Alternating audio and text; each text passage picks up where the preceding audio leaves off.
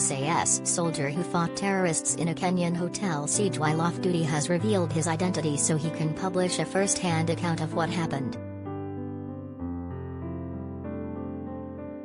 The Special Forces veteran, who uses the pseudonym Chris Craighead on Instagram, shared a photograph showing his face for the first time.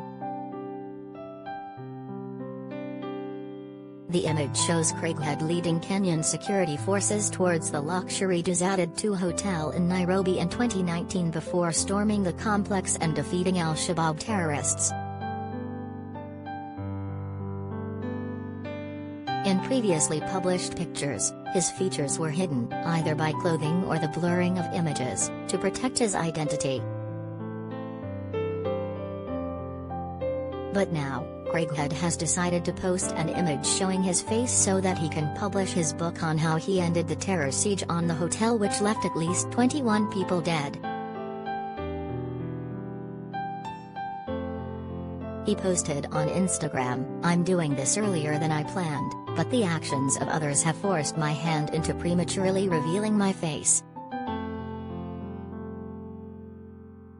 This photo and others like it are becoming increasingly available, so I thought I should be the one to share the first with you."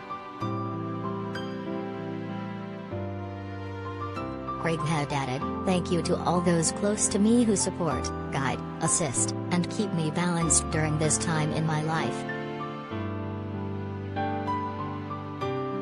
Another big thank you to everyone around this planet who supports my page and its message." Craighead is publishing a book entitled One Man In, the explosive first-hand account of the lone special ops soldier who fought off a major terrorist attack in Kenya, but the publication date has been delayed from July 2021 after the Ministry of Defense needed to check it over a confidentiality agreement, reports The Sun.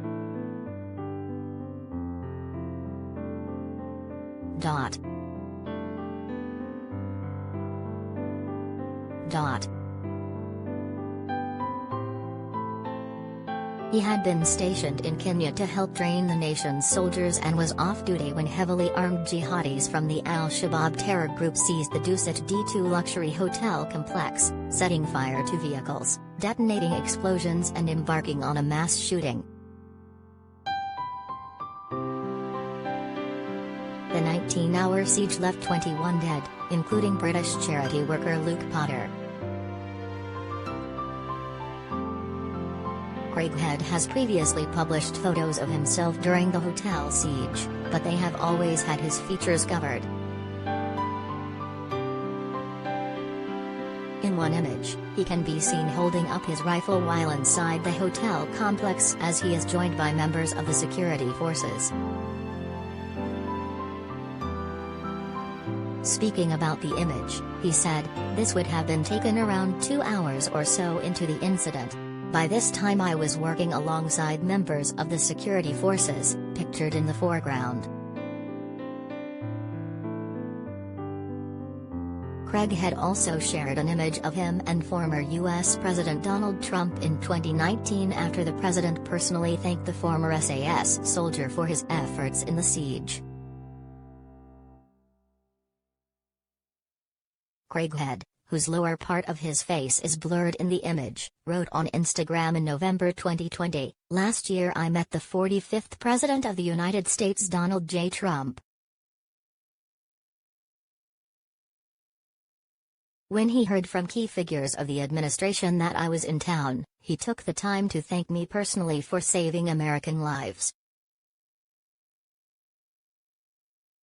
The al-Shabaab terror group claimed that the attack was a response to U.S. President Donald Trump's controversial decision to recognize Jerusalem as the capital of Israel. At the time, Joshua Kwambi, who rushed out of a restaurant as the terrorists opened fire, said Craighead was one of the first people to get out there. Mr. Kwambi added that the soldier was wearing a mask, but it was obvious he was white, and he could see him speaking with the police and army, who were listening to him. They had been looking at paper, possible plans of the building, he said. Witness Lucy and Jerry said the soldier carried out one of the wounded then went back inside to do so a second time.